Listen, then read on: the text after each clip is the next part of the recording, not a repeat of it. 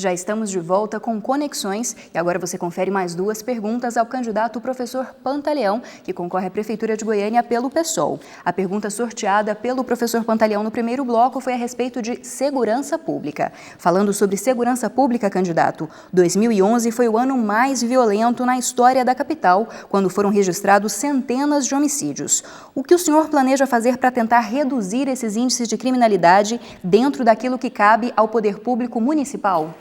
Primeiro tem que deixar bem claro que a segurança ela é atribuída ao governo do Estado, não é uma atribuição legal da Prefeitura do município. Mas nem por isso o Goiânia tem que ficar sem a participação dos problemas inerentes à segurança.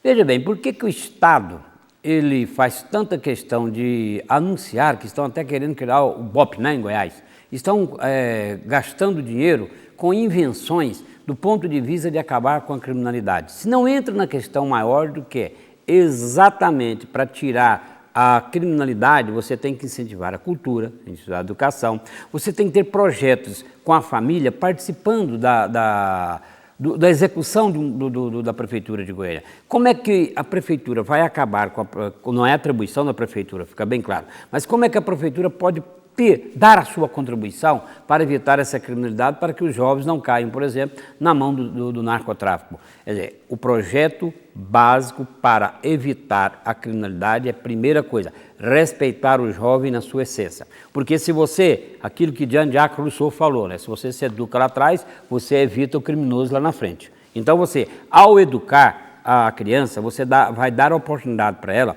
participar da sociedade. Se ela não tem escola de qualidade, se ela não tem incentivo social, se ela não tem incentivo de emprego, se ela não tem incentivo de perspectiva de vida, se ela não tem na família respaldo para suas atividades, ela vai logicamente cair na criminalidade. Então o projeto é incentivar a cultura, com essa cultura evitar. E aí você levantou na primeira questão a cultura, e eu volto a rever aqui um aspecto.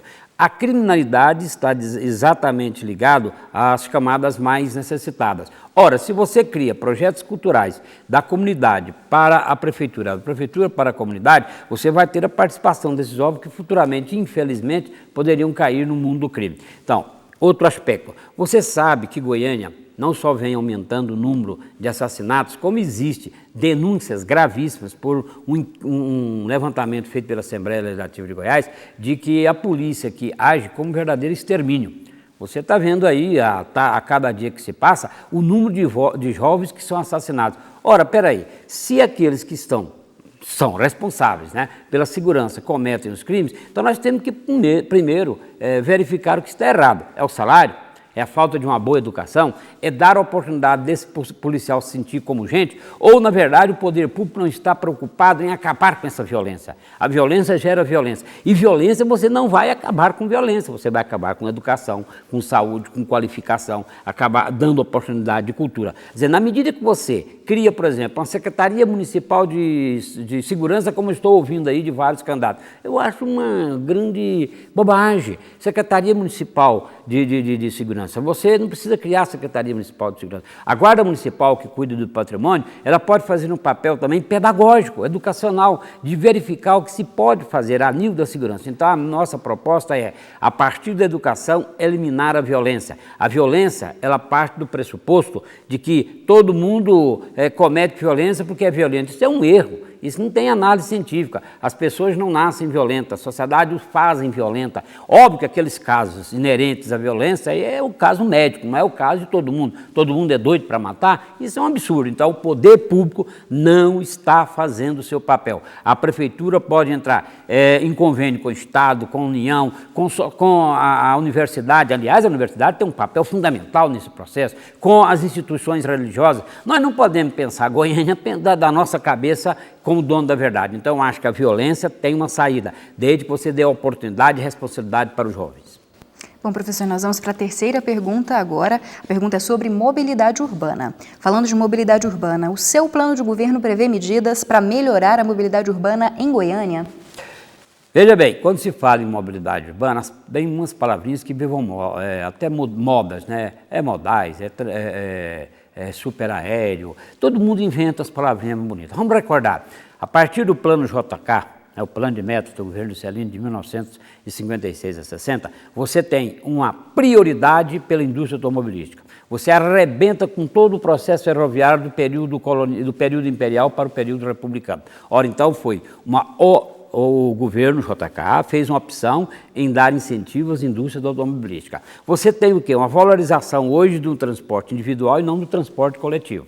Agora, isso é de uma hora para outra? Não, isso é um processo que vem dos anos 50 para cá.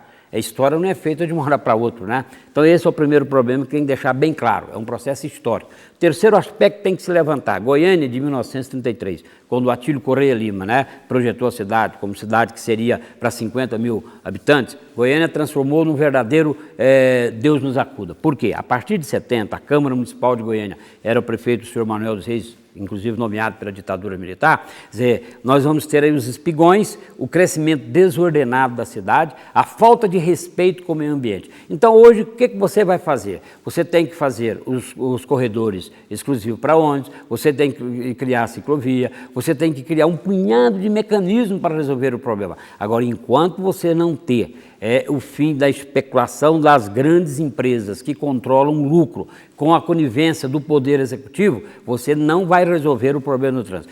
O transporte coletivo, e eu falo isso bem à vontade, né? Porque eu sou morador de Itatiaia e eu pego ônibus, não é porque eu gosto de ônibus, de andar de ônibus, não é porque é lúdico, poético, não. O Pantaleão anda de ônibus, não, é porque eu preciso mesmo. Não é essa besteira de falar, eu ando de ônibus, eu sei o que é a realidade do ônibus.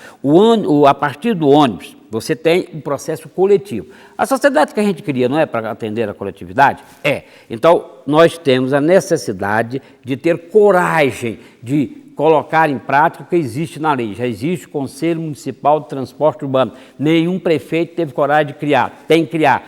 Redimensionar os preços das tarifas através da desoneração, a diminuição dos preços. Quem vai pagar os custos maiores são os empresários, não é o povo não, porque o povo é que paga o transporte coletivo de um modo geral. Então esse processo tem que ser conversado. Agora a pergunta muito simples é essa, como você vai resolver isso se a prefeitura não tem coragem de falar não aos empresários do transporte? Então, as mobilidades urbanas é um processo histórico de atender a prioridade de meia dúzia. E o Brasil virou um caos. Né? A revista Caros Amigos trouxe essa semana um material específico sobre mobilidade urbana. O Brasil virou um caos, de leste a oeste, de tudo quanto é lugar. Então nós temos esses projetos.